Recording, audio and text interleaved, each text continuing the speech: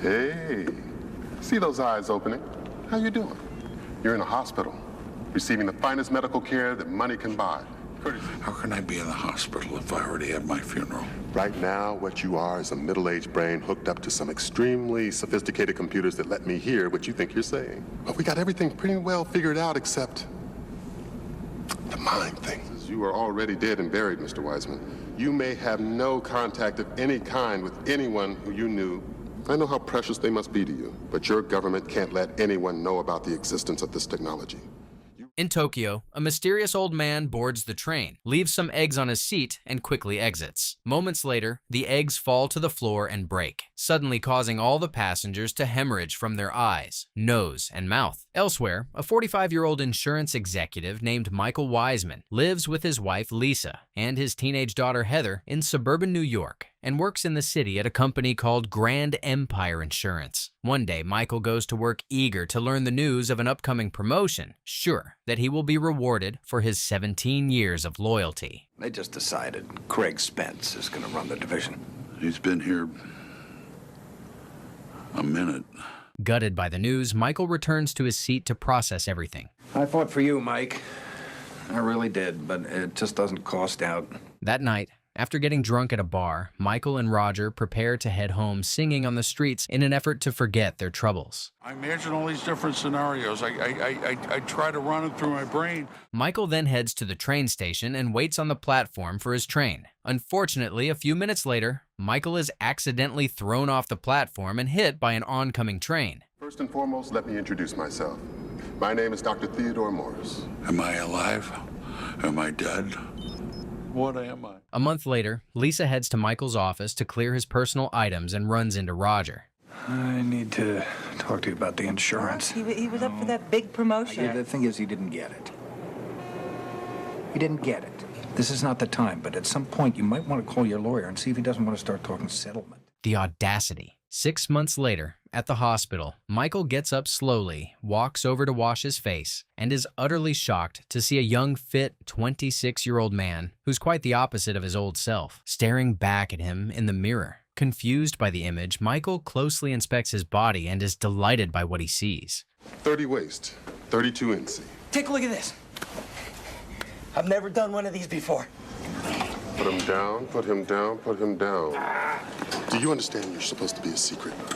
Oh, lighten up, man. Then Dr. Theodore takes Michael to his new apartment. Where's the Barca lounger and the big screen TV?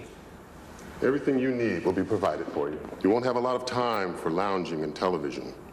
Elsewhere, Lisa goes to the insurance company to discuss Michael's life insurance, but is forced to wait there for hours until her lawyer arrives. We don't want to make him angry. Well, why not? He's a lot of fun when he's angry. Come on, come on, come on. I would like you to meet a lovely young lady that you've already managed to treat quite shabbily. Then, Roger is called in to join the meeting. Didn't you say to me that Michael seemed despondent? He was disappointed. Being passed over, it's disappointing. Roger falls silent as if afraid his answer would hurt Lisa. It's going to cost you treble damages when I get you in front of a jury. That was great. It was? Well, are you kidding? He told us everything, which is exactly what I was hoping he would do. Then, as Lisa rushes to get home to her daughter, Gerald asks her to join him for dinner, but seeing her shock, changes his mind, promises to call her, and leaves. In de Gaulle Airport in Paris, the mysterious man arrives, puts a package on the baggage carousel, dons a mask, and exits the building, just as chaos erupts. At the apartment with cameras in every corner, Michael starts to feel like a prisoner. You know you're watching me, and I don't like it. We're sorry you're having such a hard time with all this. It's been a difficult first week for all of us. I guess I'm not making myself clear. Then, when the doctor heads to the bathroom, a desperate Michael takes his phone and calls his house. Hello? Lacey. I don't know a Lisa Wiseman. Good night, Mr. Wiseman. A few days later, Michael is taken out of the apartment to a fighting ring and asked to fight with numerous men to see how well he's progressing while the doctor and his partners watch on. Soon, to their delight, Michael beats every one of his opponents and shows off his skill. Then, during the break, Michael opts to head back to his apartment and asks for the doctor's approval, who assigns a group of bodyguards to escort him. However, as soon as they get downstairs, as if emboldened by his earlier feat, Michael takes the group on, beats them up, runs off as fast as he can, and despite the guard's best effort to catch up with him, he escapes. Didn't you just spend $3 billion on this secret weapon? You want to explain the federal government playing Frankenstein with taxpayer money? Michael then walks to the Grand Empire Insurance Building. I need your name, sir. I'm not here to cause any trouble. I just really need to get upstairs and see Roger. You've been warned! That evening, Michael scales the building, reaches Roger's office, and, to the sheer terror of Roger, breaks the glass window and enters. I've already called security. They're on their way up. I don't have any money, and I need to see Lisa. Lisa Wiseman and Heather. Reluctantly, Roger drives Michael to his house. And I don't know what your particular circumstances are. Moments later, Michael is disheartened to see Gerald go up to the door to greet Lisa, who's agreed to go out to dinner with him and escort her to a limousine. Enough is enough. I can't. Michael then forces Roger to follow the limousine and anxiously joins him in the car. I mean, it looked to me as though you just tore the door off by yourself, but that's not possible. Moments later, the car is hit by a taxi, which frustrates Roger to no end. I don't want to lose Lisa. Well, am I ever going to see you again? Michael starts running after the limousine, soon catches up with it, and watches from a close distance as Lisa and Gerald head inside a fancy restaurant. Meanwhile, Dr. Theodore and his men capture Roger and take him away for questioning. Elsewhere, the mayor's office receives a disturbing email. Maybe we're looking for a Libyan, or maybe we're looking for someone Chinese. Meanwhile, Roger is interrogated by officers.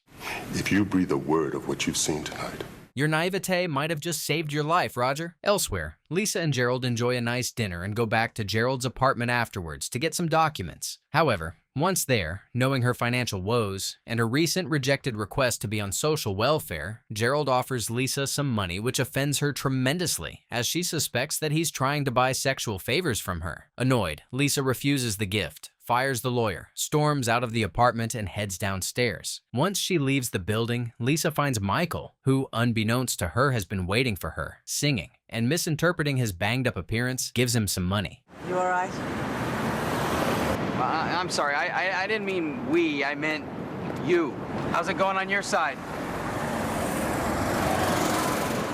Lisa suddenly disappears, and as Michael frantically searches for her, he is delighted to hear her voice from behind. These fit great. I'm not what you think I am. Who do you think I think you are? Whatever comes up again, you're a 10.5. Thank you. Unfortunately, Michael is apprehended by the doctor immediately after. you surprised to see me? You shouldn't be. Shall we call for your understudy? Later, Lisa returns home and checks in on her daughter. You wouldn't happen to remember Daddy's shoe size, would you? I was just wondering. Night. Elsewhere, at a hotel in New York City, a housekeeper enters a room to clean, heads into the bathroom, and startles the masked, mysterious man into dropping one of the eggs, which releases a chemical. The housekeeper soon bleeds from her eyes and mouth and drops dead on the spot, and the mysterious man quickly flees, leaving behind a bloodbath, as everyone on the floor dies in the same manner within only a few seconds. The next day, Michael wakes up reinvigorated by his conversation with Lisa, while she wakes up confused by the deep familiarity she felt. Elsewhere, a mysterious man sends out more letters to the mayor while the city remains haunted by the bloodshed discovered at the hotel. Meanwhile, Roger is released, and without even making contact with his family first, goes to speak to Lisa. I'm a new man, a changed man. Shocked to see his jacket inside the house, Roger goes inside to inspect it closely. He found you. Oh my God. It is yours, isn't it? At the townhouse, while preparing for his daily exercise with Dr. Theodore, Michael hears the disturbing news report. What does all this have to do with me? Premeditated or accidental remains unclear at this time. The duo drives away for more practice. How do you feel? Oh, it's hard to tell. What's this for? Killing evil contractors? The doctor pushes the ladder out from under Michael, who is surprised to see that the device can suspend him well, and together with Dr. Michael, has fun swinging from it. Later, Dr. Theodore leads a meeting discussing the message of the mysterious man, now dubbed the Eggman, and prepares for the meeting he requested. Remember, we don't know at which station he's boarding the train. We don't even know what this fellow looks like. Meanwhile, Lisa, Heather, and Roger head into the city and stake out Michael's townhouse, hoping to discover his identity. Didn't exactly look like townhouse material to me. It looked more like flop house material. Inside the house, Michael is overwhelmed by his assignment and tries to reason his way out of it. No offense, but don't you think we're kind of firing off a cannon to kill a flea? Outside, as she continues waiting to see the homeless man from the previous night, Lisa starts judging herself for her decision to stalk a random man and reconsiders her stance. Wait. We have movement. People are coming out of that building. Inside the car, the agents discuss the results of the FBI's recent investigation into the Eggman's methods. He sees a mask, he drops an egg. With Lisa, Heather, and Roger following closely, the agents drop Michael off. Michael rushes to the train, and as he gets inside, he gets the shock of his life. In the next car, now! Let go! Hoping to follow the old man who runs to the other side, Michael calls after Lisa and catches up to her. Take this up to the street. Give it to a Dr. Theodore Morris. Michael then kisses Lisa and runs off after the Eggman. Lisa rushes up to do as asked and meets Dr. Theodore. Can't tell you his name. We work together. Government work. Meanwhile, Michael follows the Eggman, who goes up, takes a cab, and starts to flee. Michael runs as fast as he can, catches up to Lisa, who is driving back home, and with her help, locates and ambushes the Eggman, who is soon apprehended by the agents. Scientist to Science Fair project. I'm very proud. You're a natural at this, Michael. A few days later, Heather wakes Lisa early one morning. I don't think I have $158 in the checking account. Don't threaten me with adult onset mental illness this early in the morning, darling. Meanwhile, Dr. Theodore and Michael drive out of the townhouse while chatting. Would it be all right if my associate and I spent some time up here by ourselves? The duo then reaches the property and awaits their guest. You heard about Davenport, right? The trio then heads to another property to continue their meeting. It's under video surveillance, so no one can sabotage it. Even the fire escape stairs are completely monitored. They then start their journey. We got a scheme to get you boys through customs and to where you have to go. Michael and Murphy reach the apartment building and prepare to start their mission. So how does this work? Am I supposed to say Shazam or something? Just as planned, Michael grabs onto the shaft, and while Murphy holds on to him, he heads up. However, Murphy struggles to keep up, and they are forced to take a break. Without that little bit of sage wisdom, what's happening to you now might really upset me. Murphy and Michael reach Jimmy's apartment and find him in the bathroom. To the shock of Murphy, Michael shoots Jimmy. You think killing me, killing this guy, that you're gonna be some kind of big hero? Me too. Morris. Kid's good, isn't he, Murph? I didn't see this coming. Meanwhile, driven by their financial struggles, Lisa spends time trying to figure out her interests, decides to become a realtor, and heads into a real estate agency to start her journey. A few days later, as her financial woes worsen, Lisa arranges a meeting with Craig. As I recall, that is when you stormed out? The bank wants to take my house.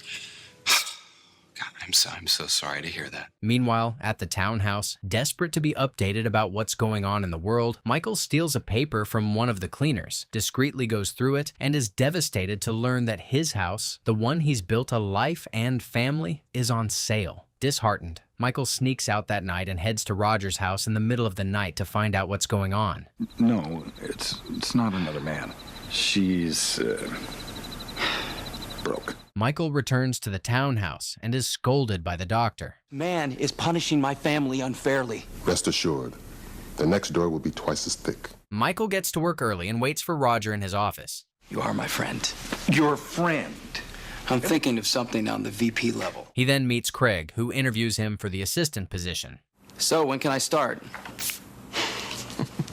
You want to tell me your name? That night, Dr. Theodore picks up Michael, who vents his frustration as soon as he gets in the car. Spence tells me that I killed myself.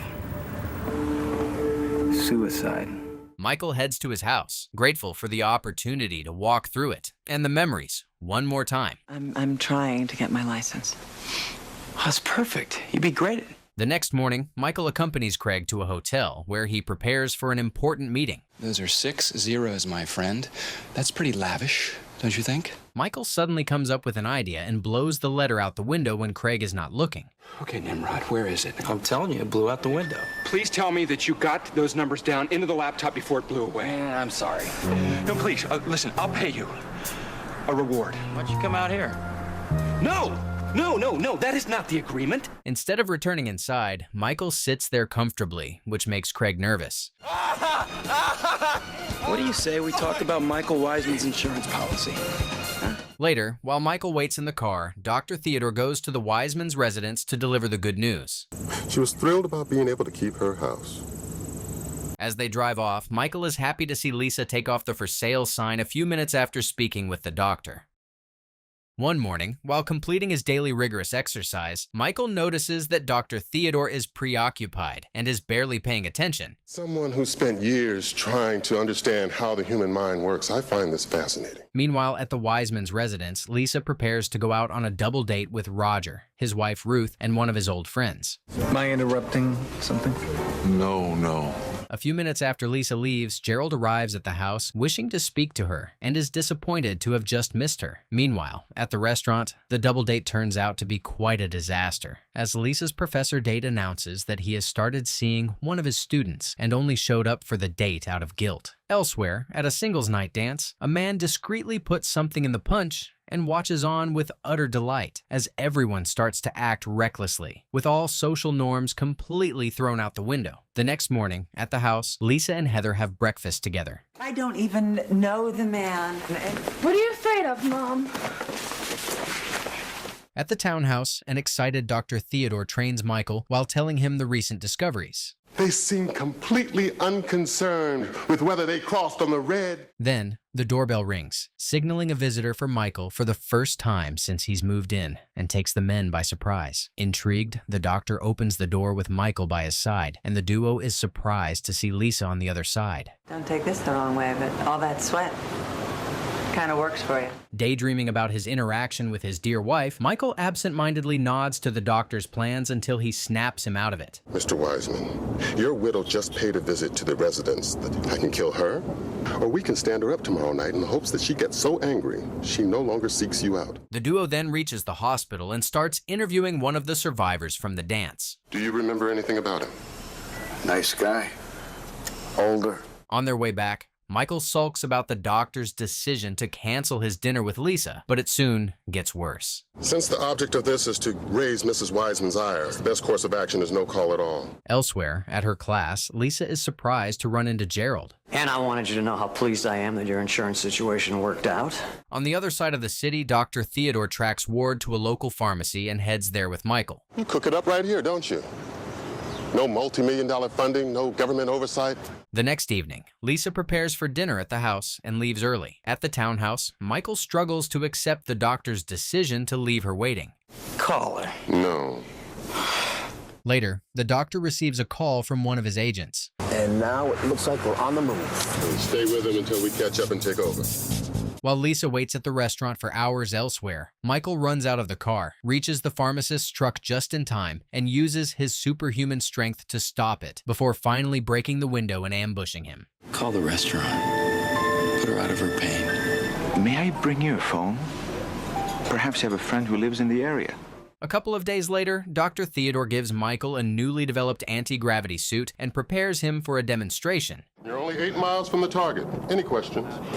Yeah, I got a question. Tonight's experiment would not be possible without the intense electromagnetic surges. Everyone celebrates the feat and congratulates the doctor, but soon, things start going sideways. Getting pretty wet and windy up here, Doc.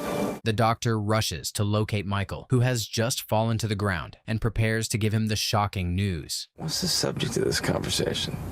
Your daughter's been very badly hurt. In the hospital, while Lisa stays by her daughter's hospital bed, desperately begging her to wake up, Heather suddenly starts to crash, and doctors rush in to try to resuscitate her. Meanwhile, Michael and Dr. Theodore stay outside, closely monitoring Heather's status through an agent. I need confirmation. Michael then scales the building, and as he gets to Heather's room and watches her through the window, he accidentally turns on his suit, which Heather suddenly wakes up and sees. A few days later, Dr. Theodore continues training Michael at the townhouse.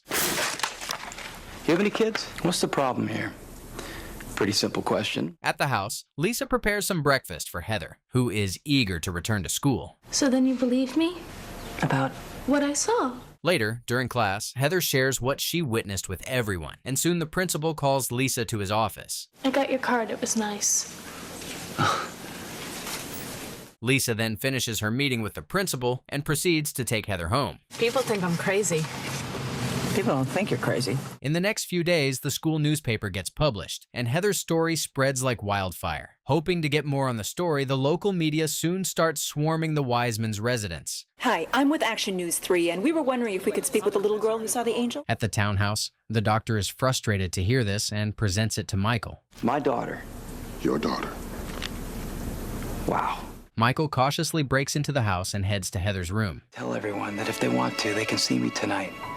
Just like you did. If you see my daddy, will you tell him that I love him? Delighted by Heather's heartwarming message, Michael stands outside her door, smiling to himself for a few minutes before he returns to his car. The next day, Heather spreads the message to everyone at school, and that evening, they all gather anticipating seeing the angel at 8 o'clock. Meanwhile, Michael nervously waits for the doctor at the townhouse so that they can head out. What better way to convince people that there was nothing up there for them to see? All I did was add my little fib to the cavalcade of misrepresentations that were already in place. As time passes, the students start mocking Heather, and to her surprise, Gary stands up for her and invites her to have dinner with the group. Then, Michael arrives after everyone leaves, hides behind a tree, and discreetly listens in as Lisa comforts Heather, grateful for the opportunity to be close to them.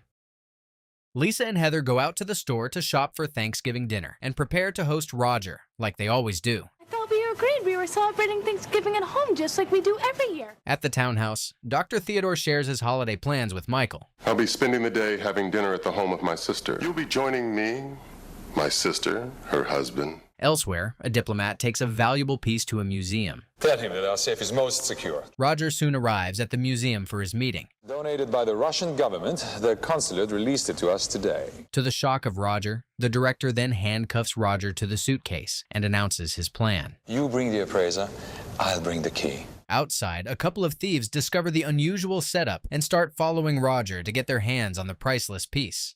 So, does Nicky know? You mean, does he know that I don't have it yet?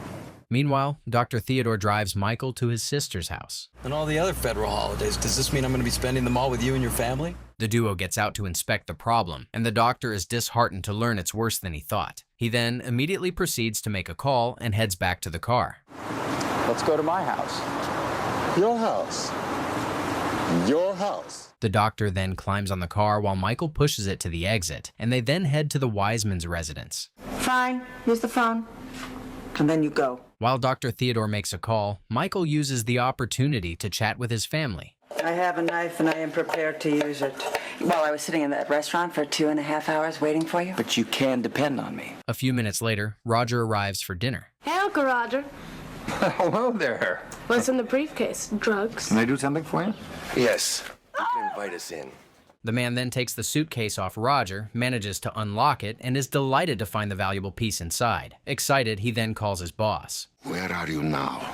I'm at a house in the suburbs. While waiting for their boss, the criminals sit back, relax, make themselves at home, and start watching the game. If I had it my way, they wouldn't even be here. The thieves cuff Michael in the living room and lead everyone else to the dining table to have dinner.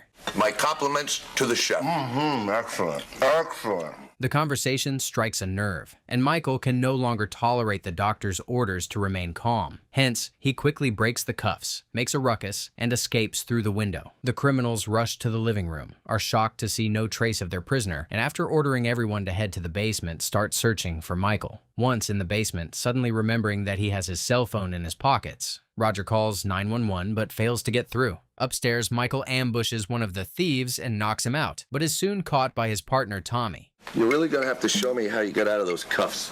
Oh, that's nothing. Wait till you see the bullets bounce off my chest. All of a sudden, Michael attacks Nicky, who falls and struggles to breathe before turning his attention to Tommy. What are you doing?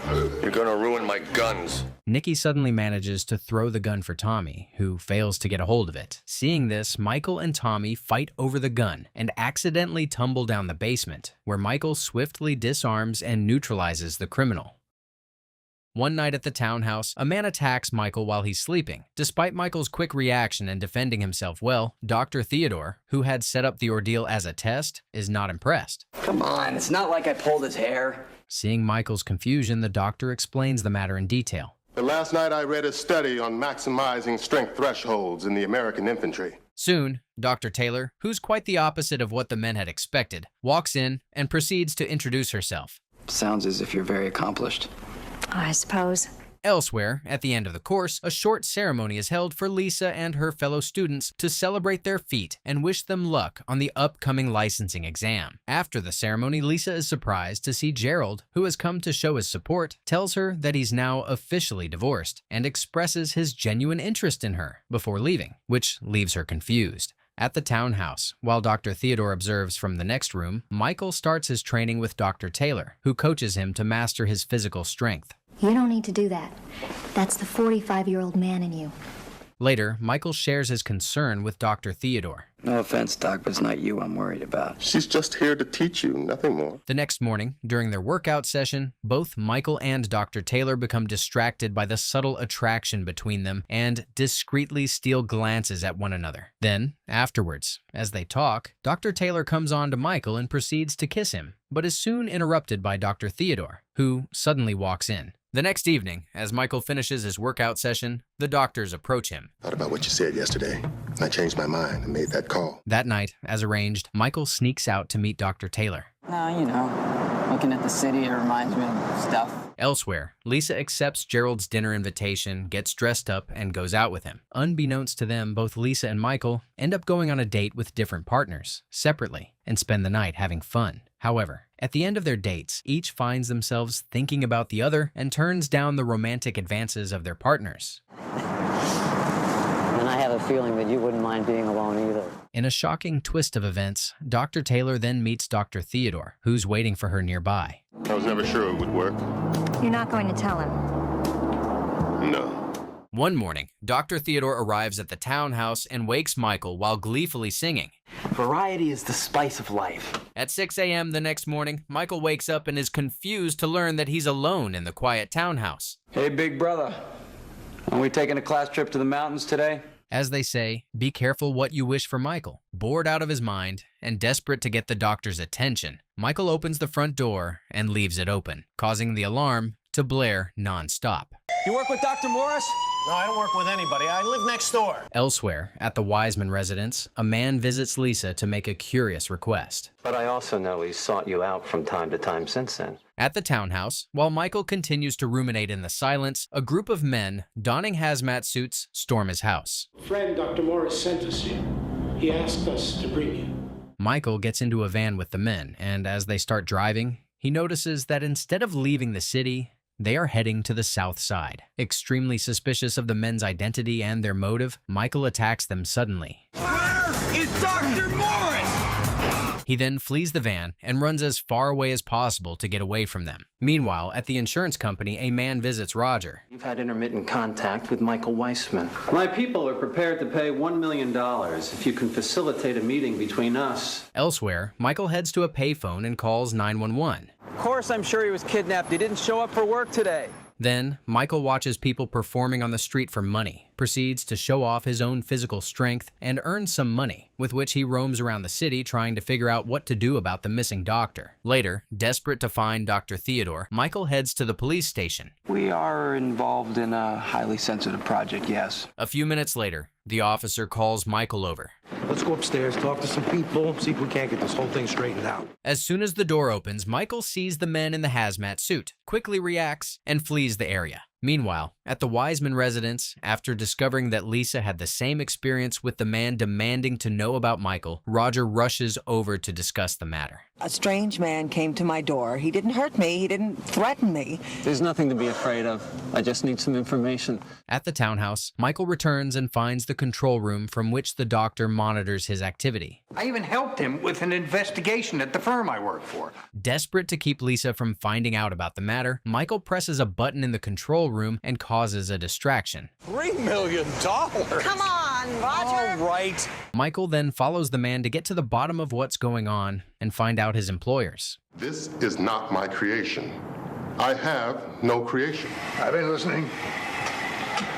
The doctor's right. The woman that I was led to believe is your wife apparently is not. Just because he's one of the wealthiest men in the world, he thinks he can get away with this whole thing. I was wondering if we couldn't sit down and see if there was some way we could compensate you. A few days later, in the Upper East Side of New York City, while watching TV with her friend, a woman completely bursts into flames and turns into ash. Elsewhere, at the lab, while Dr. Theodore remotely monitors Michael's exercise session in a simulated extreme environment in the next room, he hears a knock on the door. Yes, Dr. Prescott. My people and I need to get in here and take our readings. Meanwhile, with the first wedding anniversary since Michael's passing a couple of weeks away, Lisa becomes incredibly restless and stressed out and tries to find a distraction to keep her mind off everything. The next morning, the doctor checks on Michael at the townhouse. The only person in your life you need concern yourself with disappointing is me. Later, at the lab, while Michael works out in the other room, Dr. Theodore is distracted trying to practice how to approach one of the scientists who has caught his eye, but it goes sideways. Well, is there some special reason you're following me? Was I following you? Dr. Theodore spends the rest of the afternoon watching the woman until he finally finds the courage to walk up to her. So, of course, you appreciate the value of experimentation. The next morning, the doctor joins Michael for breakfast, and the duo chats about the events of the previous day. Am I not the guy who told you what to say so you can meet this woman? Mr. Wiseman, it's true. Meanwhile, at the Wiseman residence, hoping to do something different to distract herself from everything, Lisa dyes her hair, which surprises Heather. At the lab, as his new favorite time of day approaches, Dr. Theodore eagerly awaits the arrival of the scientists and stand by the door to welcome them. Dr. Theodore and Dr. Lauren go for a walk, and Michael walks on the other side of the street, discreetly guiding his doctor. Now hold your arms out and say, "May I?" While Michael proudly watches from a distance, Dr. Theodore sings for the baby, who soon calms down. 3 weeks later, Dr. Theodore heads to the townhouse and finds Michael sulking. My anniversary's coming. I know it's right around this time of year. Right around now. Later, at the lab, while Dr. Theodore remotely monitors Michael's training, Dr. Lauren comes to visit him. My husband called last night. He's left school, found a wonderful job in Albuquerque. That evening, both Michael and Dr. Theodore leave the lab completely absorbed in their own thoughts. Thanks. I know. Oh, this is sweet. Meanwhile, Lisa spends the evening at home thinking about Michael and all the good times they had together. On the other side of the city, while arguing with his girlfriend, a man suddenly goes up in flames and turns into ash.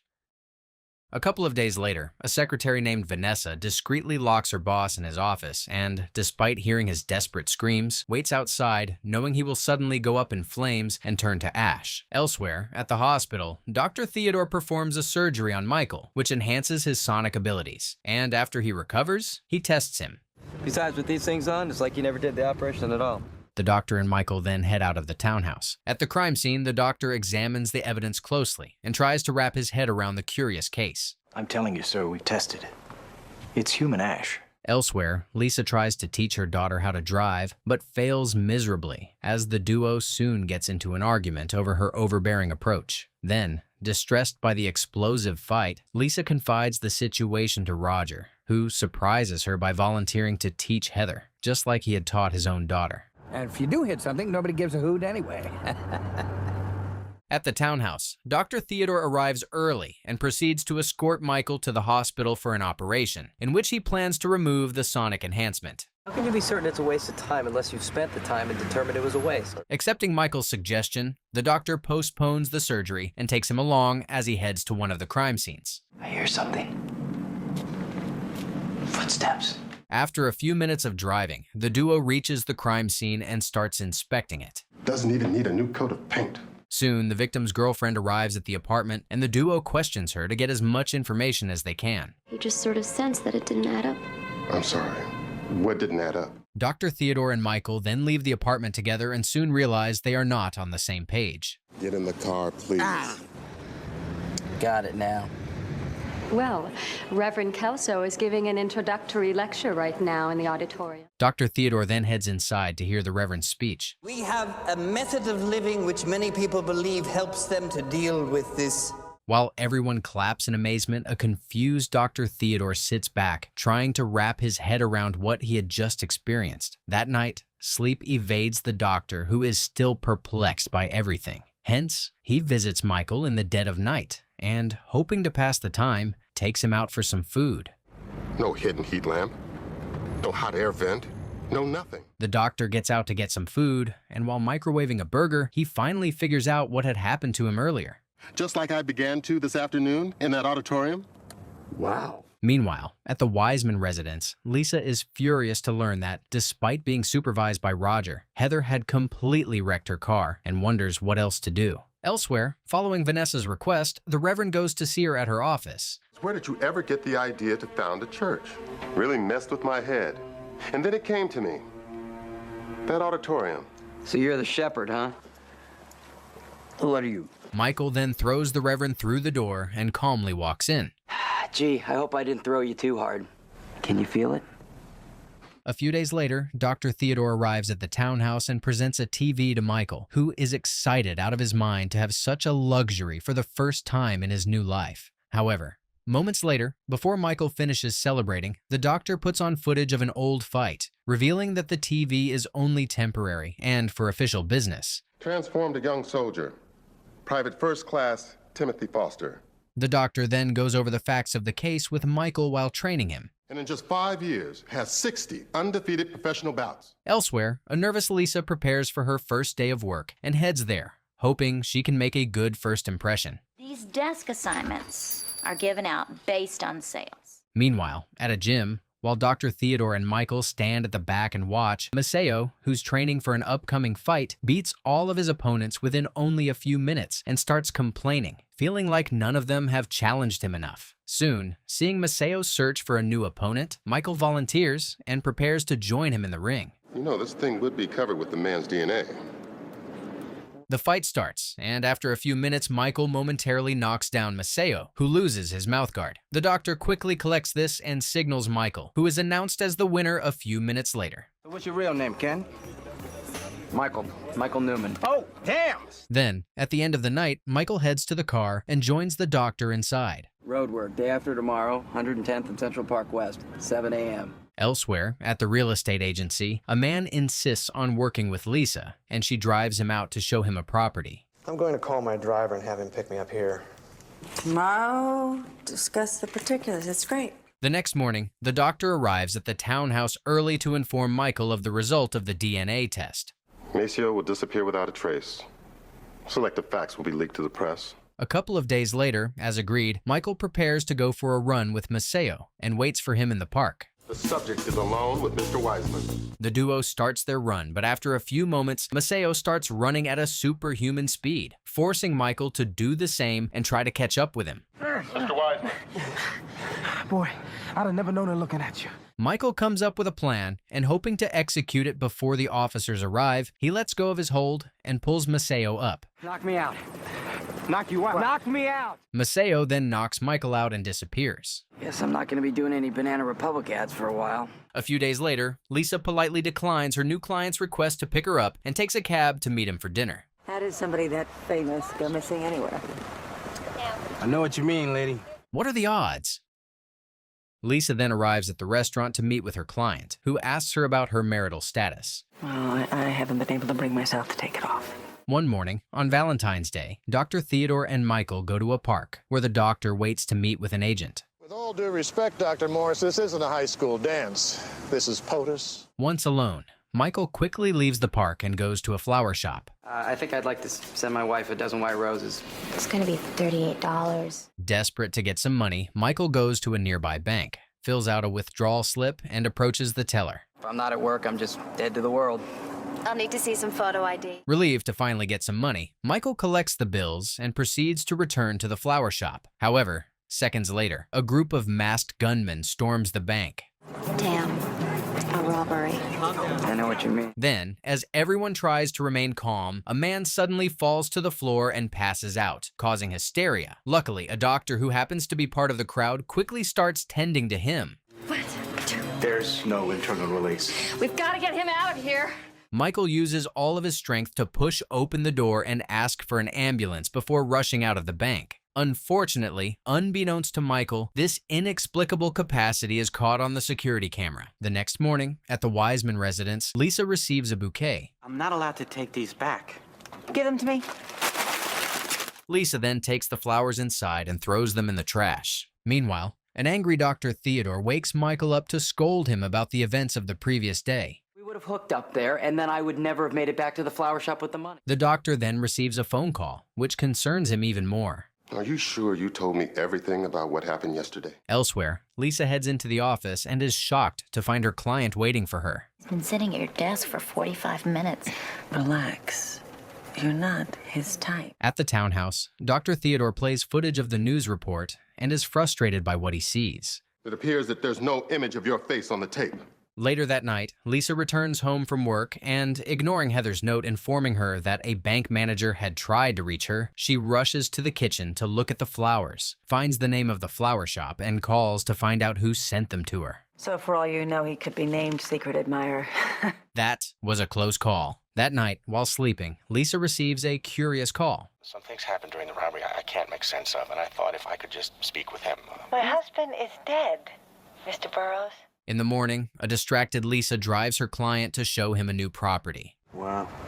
You got Robert Redford sending you flowers. I don't stand a chance. Very funny. That evening, Dr. Theodore stays over at the townhouse to supervise Michael. Sounds like maybe we have a visitor. The doctor then gives Michael the security code of the door and proceeds to hide in the closet to discreetly monitor his interaction with Lisa. I received some flowers.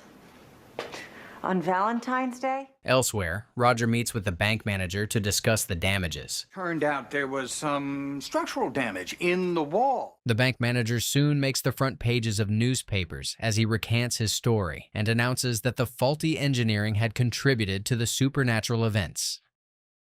Years earlier, while driving home late from work one night, Michael suddenly passes out and was rushed to the hospital. At present, with their review scheduled for the morning, sleep evades both Michael and Dr. Theodore, and they stay up late discussing the matter. Well, calm down. Nothing's gonna go wrong. A few years back, Michael regains consciousness and is confused to find himself in a hospital. Now, you can come back here and have them done, or I can contact your personal physician and he can do them. At present, the next morning, Dr. Theodore is horrified to find Michael unconscious in the shower. Worst case scenario is the host body rejecting the brain. A few years back, Roger meets with Michael at his office, but finds him preoccupied. Hey, Michael. You okay? Michael then heads to the hospital for his tests. At present, Dr. Theodore runs a series of tests and tries different methods, but fails to find out the cause of Michael's state. I'm sorry. The doctor then meets with the general. Well, where is he? Where's our boy? Stan, that this condition's only 4 or 5 hours old.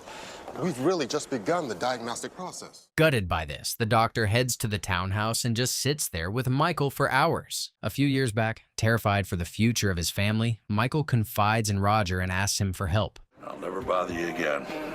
Never ask you for another thing. At present, following orders from his superiors, Dr. Theodore prepares to remove Michael's brain. The president wants an independent team to do the pathology. No, I'd like to do that. Once he's alone, unable to give up on Michael, Dr. Theodore flees the hospital with him. A team searching 500 miles in every direction. I'm confused.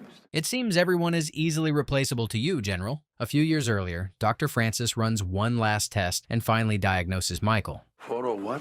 Photosensitivity syndrome. At present, while the authorities frantically search for him, Dr. Theodore takes Michael to a shabby hotel. The microwave signals in my cell phone will only jam the homing device for so long. The doctor then drives Michael to his house. I need to leave you here for a moment. I don't know how long we have. He then proceeds to walk to the house, and as he rings the doorbell, he's surrounded by officers. Surrender yourself and the government property that you have stolen to me and these marshals. Inside the house, seeing how shaken up her mother is, Heather plays the song her parents used to play together on the piano. A few days later at work, Craig gives Roger his invitation to the senator's reception and asks him to go in his place, representing the company. Delighted by this, Roger calls to inform Ruth, who refuses to accompany him. Desperate to make a good impression, Roger calls Lisa, begs, and convinces her to join him. Meanwhile, on the other side of the city, Dr. Theodore and Michael meet with General Irving. What I'm asking for is a favor. He's come into possession of some pictures of me, some fairly, On the night of the reception, on the opposite sides of the city, both Lisa and Michael prepare to attend the same party and head out. We don't really want to make any kind of impression at all, right? Roger and Lisa head to the ballroom while Michael makes it inside and appreciates the lavish party. Champagne, sir? Certainly. Certainly not. Relieved that the interaction went well, the doctor comes up with a new plan. Mr. Wiseman, I need you to go through that doorway behind the band now. Then, Michael sees Lisa and freezes, admiring her beauty. From the other side of the room, Roger is shocked to see Michael and wonders what he's doing there. Has to be my imagination. Well, I certainly hope so, as far as I'm concerned. As chaos erupts, Michael slips away and heads to the kitchen. Corner window, 3 stories up, will take you into the study with the safe. Michael jumps out of the window, scales the building, and reaches the senator's office. There, he quickly locates the safe and attempts to open it. You sure about this combination? Michael pulls out the safe, breaks into it from the back, and retrieves the disc. However, as he proceeds to leave through the window, one of the security guards sees him and rushes to the office. There's no one here.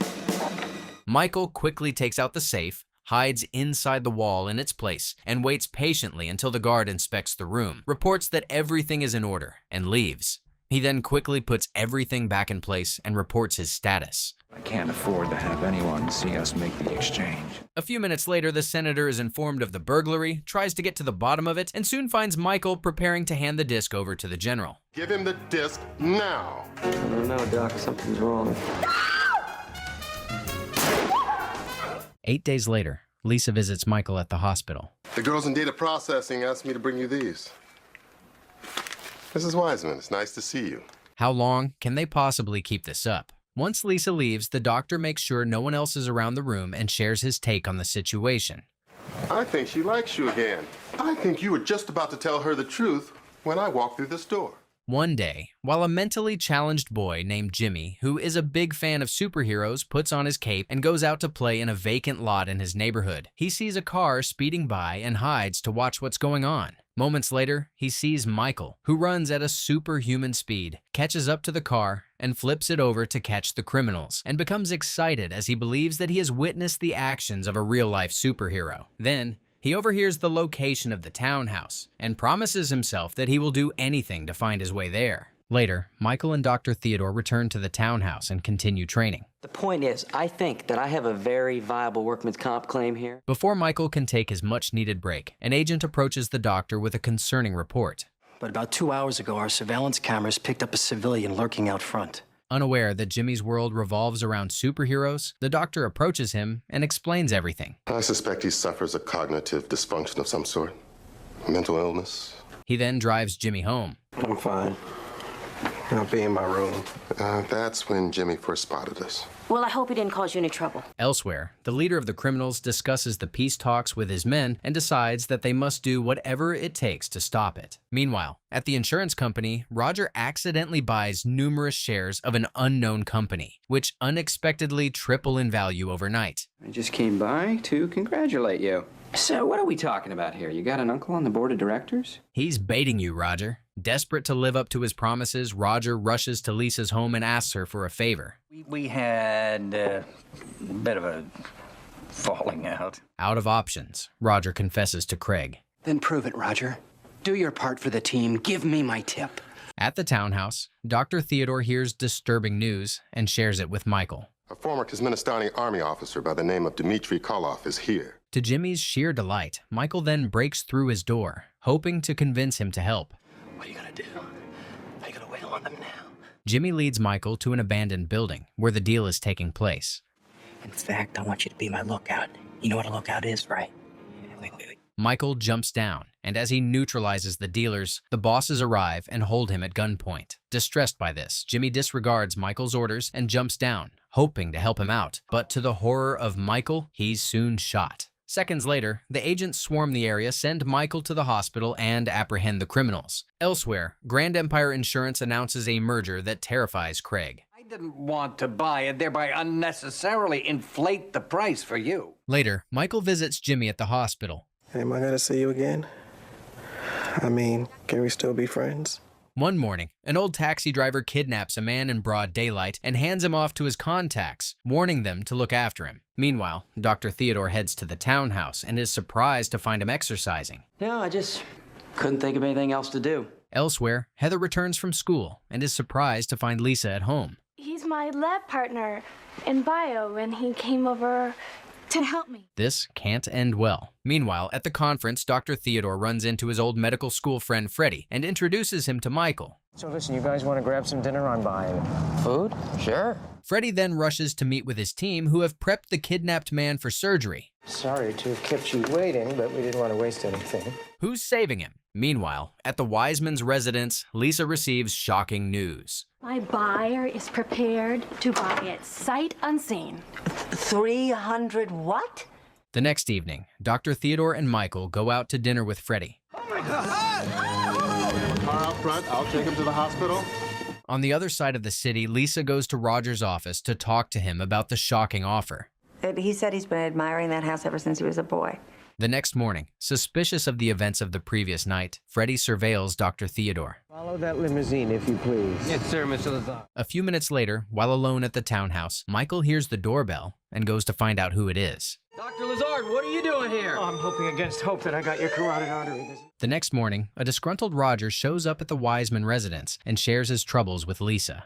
Make a major decision instead of being informed afterwards that one has been made. Later, Dr. Theodore learns what Freddie had done and, using Michael's tracker, tracks him to his shady office and goes to see him. You'd hear me out here. I mean, first and foremost, friend, I'm in awe. You are curious. Feeling cornered, Dr. Theodore kills his old friend and rescues Michael, who is soon brought to the townhouse. Is he going to be all right? When the sedative wears off, he should be just fine. One day, while driving home, Michael challenges the doctor. You get a paper every day, and then when you're done, you shred it. My wife gives me a book, and when she's gone, you take it away. Time for bed, Mr. Wiseman. Seriously, Doc. I agree with you, Michael. This is awfully cruel. The next morning, Dr. Theodore and Michael leave the townhouse together, discussing their plans for the day. A scientific library. And I always worried I'd never get to see one of those. At the house, Heather returns home from school and finds a disappointed Lisa waiting for her. Well, what else do you have in there? Anything good? Lisa returns to her room and is shocked to find that all of Michael's letters that she had just read that morning are now just pieces of blank paper. Dr. Theodore is invited to the Pentagon to discuss the curious situation. And they felt very strongly that you would concur with their hypothesis. That night, a sleepless Dr. Theodore spends the whole night at the townhouse rewatching news reports and stressing out. I mean, I don't get many visitors at 3 a.m. The next day, after collecting some blood samples from Michael to study the matter better, Dr. Theodore drives around with him. Hey, I'm no doctor, but you sure seem to fit the profile of patient zero to me. Why are you burning books? Some of these still have words inside. They're bad! They got germs! Then, Dr. Theodore suddenly awakens from the haunting nightmare. Have we heard word back from the CDC on the blood work we did yesterday? He then goes to his door, finds his newspaper with the words intact, and becomes excited. He then buys some books from the local bookstore and visits Michael at the townhouse. Enjoy this? Doesn't that mean I'm gonna have to read it? Get your hands off me, please.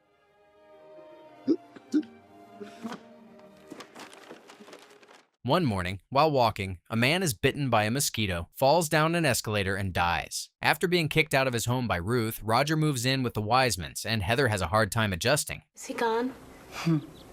Gone but not forgotten. Meanwhile, Dr. Theodore and his men monitor the townhouse and are alarmed to hear alarms going off. It's just an itty-bitty mosquito. Besides, he likes me better than you. At a school field trip to a museum in the city, Heather meets a man named Ben in the butterfly exhibit section, who, after showing her around, invites her to visit alone when she can. See her? She's a nice one, isn't she? At the townhouse, the doctor and Michael hang out reading the newspaper. That mosquito from your hand? Nothing unusual.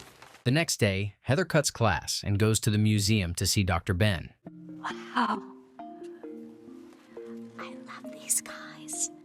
Once Heather leaves and the men are all alone, Mr. Shipman gets straight to business. And consider your plans for the new wing you wanted very badly canceled. That night, ants swarm Mr. Shipman's house, attack and kill him in his sleep. Elsewhere, Dr. Theodore and Michael attend a meeting to discuss the mysterious and horrifying incidents. Many of the insects that are involved in these attacks...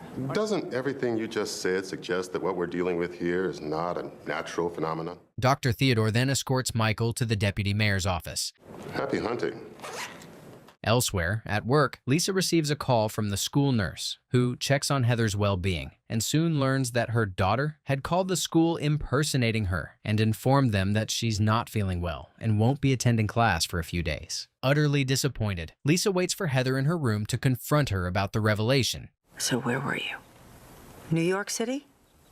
By yourself? Feeling like she failed as a parent, Lisa goes downstairs and cleans after Roger, who is smoking outside on the porch, thinking about his future and wondering whether it's time he returned home and apologized to Ruth. Meanwhile, at the mayor's office, after hours of idly waiting, Michael falls asleep out of sheer boredom until he hears the buzzing of a bee. He then quickly jumps up and starts chasing the bee, who quickly escapes through the window and heads up to the roof. Michael follows the bee there, and as it flies away, he jumps off the roof.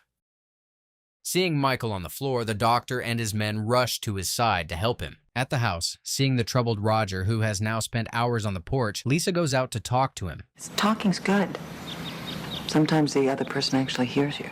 Later, at the townhouse, the doctor receives the results of the investigation. Human being dipped that bee into some kind of goo and turned it into a killing machine? At the Wiseman residence, Lisa and Heather spend the afternoon on opposite sides of the house, too riled up to speak to one another, until Heather sees Mr. Shipman's picture in the newspaper. I saw this man yesterday. I was at the museum and... At the townhouse, the doctor reads his book and tries to profile the criminal behind the curious operation. Someone who has devoted himself to exploring the methods and rituals. Meanwhile, on the drive to New York, Heather comes to her senses and apologizes to her mother. Thank you for listening to me and thank you for doing this. This is so sweet. Elsewhere, the doctor comes up with a plan to locate the Bugsmeister. Suspected human being, and let's use Special Agent Number 1 as an example. At the museum, Dr. Ben listens to news reports of the rising fatalities and becomes annoyed. Perhaps I should stop killing and polluting. Meanwhile, Dr. Theodore prepares to follow his plan, which he hopes will soon bring an end to the chaos. Elsewhere, Roger drives the Wisemans to the museum, and the trio prepares to head inside. He's a man who was nice to me when I felt that nobody else is being nice to me, and it won't happen. Start your clock now. Inside the museum, Dr. Ben is surprised to see one of his bees flying back in and welcomes it. What's with the bee? I think it's been butchered. As Dr. Ben proceeds to inspect the bee closely, Heather arrives and interrupts him. Maybe they know. Maybe who knows what? Completely ignoring Heather, Dr. Ben turns his attention back to the bee and continues his inspection. I know my place in the world. It's people with an overblown sense of themselves that have problems. Outside, Dr. Theodore and Michael prepare to start their operation. You know where my wife and daughter hang their hats. No one's running anywhere. In the basement, Dr. Ben suddenly discovers something. Mr. Newman, come on, let's go. If I don't get out of here right now, my mom's gonna send in the militia. Once they are alone, Michael collects himself and approaches Dr. Ben. Oh, come on. You know where you're going? We both do. Michael then swiftly crushes the bee, destroying the precious tracking device inside it. Makes my blood curdle. Creation started in the ground. Terrified out of his mind, Michael remains frozen, trying to figure out how he can possibly salvage the horrific situation. Moments later, he's relieved to see a bee flying back inside and landing on Dr. Ben's body. And before he knows it, the millions of bees follow it and cover the doctor's corpse. Thinking on his feet, Michael cautiously covers the body and the bees with a sheet and updates Dr. Theodore. We got 250,000 angry bees in here, and you don't want any of them getting away. Meanwhile, while Heather nods off in the back seat, Roger drives to the Wiseman's home while discussing the events of the night with Lisa. I think that's hitting the jackpot. There was something about the look on her face when she got back in the car. Made me think there wasn't. A few days later, Lisa takes Roger to her office so that they can discuss rental property options, but is soon interrupted by a curious call. I think your husband's treatment... My husband was killed by a subway train. He died upon impact. Elsewhere in a prison, Eggman's cellmate, Charlie, is escorted back to his cell by an officer. Blueberry, huh? I like that. Sleep tight. At the townhouse, Dr. Theodore makes numerous calls trying to expedite the replacement of the tracking device. Oh, that's why I make a point never to take it out of my nose. The next day, while driving Roger to show him a house, Lisa shares her troubles with him. Never answer your own phone. Later, at her office, Lisa follows Roger's advice and dodges the lawyer's calls. However, when she heads home that evening, she's annoyed to find him waiting for her there. I'm going to say this for the last time. I'm not interested in what ifs. Confirmed that he was on life support when he arrived at the hospital at 8:07. Disturbed by this troubling news, Lisa stays up all night tossing and turning in bed until she finally decides to search for Dr. Theodore's number and call him. You attended to my husband, Michael Wiseman? At the prison, the Eggman shares his plans with Charlie, who doesn't take him seriously. You're crazy. The next day, Lisa gets a visitor at the house. Whoever this attorney is, he's simply mistaken. Meanwhile, at the townhouse, Dr. Theodore joins Michael for breakfast, and the duo enjoys reading the morning newspaper. I assure you, Mr. Wiseman, the nature of our conversation will be strictly professional. Later, at the real estate agency, Ed calls Lisa. I really do wish you well with your work, but then I really wouldn't want to make any trouble for him unnecessarily. Disturbed by the revelation, Lisa drives to Michael's townhouse and patiently surveys it, hoping to see the doctor soon. Meanwhile, inside the townhouse, while Michael, Dr. Theodore, and the agent quietly sit, the doctor receives a call. Come on, Doc, don't you get it? I'm yours. Now treat me like you believe it and let me go outside for 10 minutes. Lisa sees the limousine pull out and follows the duo to the bookstore. I need you at the front door of the store. You in the back. As Michael walks around hoping to find the perfect book, he's shocked to see Lisa standing a few feet away from him. You and Dr. Morris, because I really need to speak to him. He's here, right? Dr. Morse is not the man for you to talk to about your husband. Let go of my wrist. Before Lisa can scream, Michael kisses her, which takes her by surprise. As long as he thinks you don't know, you're fine. Unfortunately, unbeknownst to Michael, Dr. Theodore sees this interaction from a distance and becomes concerned. I saw you and Mrs. Wiseman engaged in conversation. Clearly, something is amiss between these two. A couple of minutes later, the duo reaches the townhouse. I'll give you an injection, and you'll black out. We'll get this little chore over with, and everything will be the way it's supposed to be. No longer trusting the doctor is telling him, Michael suddenly attacks him and flees the townhouse. At the prison, after making sure both Charlie and himself are protected, the Eggman drops the egg, which soon releases toxic gas that kills everyone. The duo then changes into prison guard uniforms and escapes. Meanwhile, at the Wiseman residence, while Heather and Lisa share a meal, they hear a loud knock on the door. Men with guns, move, come on! A few minutes later, agents led by Dr. Theodore swarm the house. Find a scent, find a trail, find them.